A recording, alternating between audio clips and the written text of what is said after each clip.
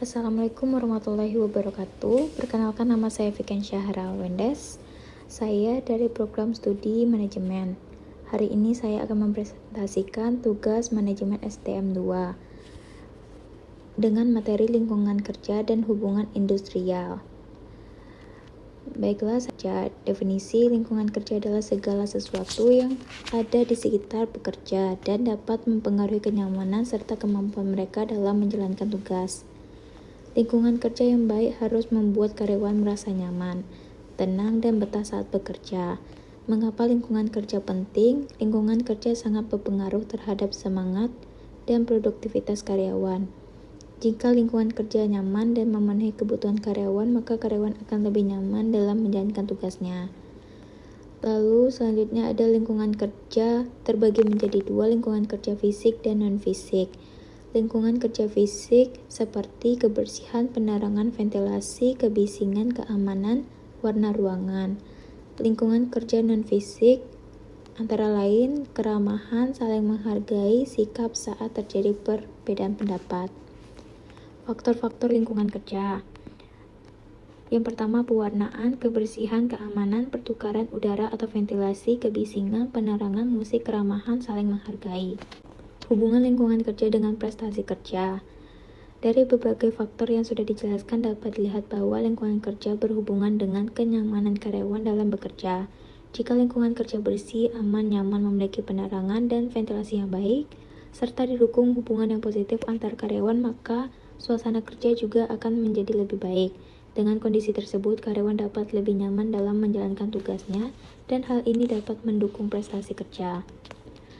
Hubungan industrial adalah hubungan antara pengusaha, pekerja atau buruh, dan pemerintah dalam proses produksi barang atau jasa. Tujuannya adalah menciptakan hubungan kerja yang harmonis, aman, dan saling menguntungkan, sehingga produktivitas dan kesejahteraan dapat meningkat. Lalu ada prinsip hubungan industrial, yaitu seperti kepentingan bersama, pengusaha dan pekerja sebagai mitra, pembagian tugas yang jelas, kekeluargaan, menciptakan ketenangan dalam bekerja, meningkatkan produktivitas, meningkatkan kesejahteraan bersama. Karena pendukung hubungan industrial didukung oleh serikat pekerja, organisasi pengusaha, lembaga kerjasama, bipartit dan tripartit, peraturan perusahaan, perjanjian kerja bersama atau PKB, peraturan ketenagakerjaan, lembaga penyelesaian penyelisihan.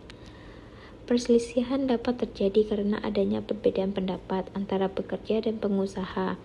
Ada 4 jenis perselisihan: perselisihan hak pekerja tidak terpenuhi, perselisihan kepentingan, adanya perbedaan pendapat mengenai kebijakan atau peraturan, perselisihan PHK, adanya perbedaan pendapat mengenai pemutusan hubungan kerja. Perselisihan antar serikat pekerja terjadi karena perbedaan kepentingan atau kesalahpahaman antar serikat. Cara menyelesaikannya penyelesaian tersebut, yang pertama ada bipartit, lalu selanjutnya mediasi atau konsiliasi, lalu pengadilan hubungan industrial. Perkembangan hubungan industrial di Indonesia. Pada masa penjajahan mulai muncul organisasi buruh. Masa setelah kemerdekaan, serikat pekerja mulai berkembang. Masa Orde Baru, pemerintahan lebih banyak mengendalikan organisasi buruh. Masa reformasi, kebebasan berserikat semakin terbuka dan jumlah serikat pekerja berkembang pesat.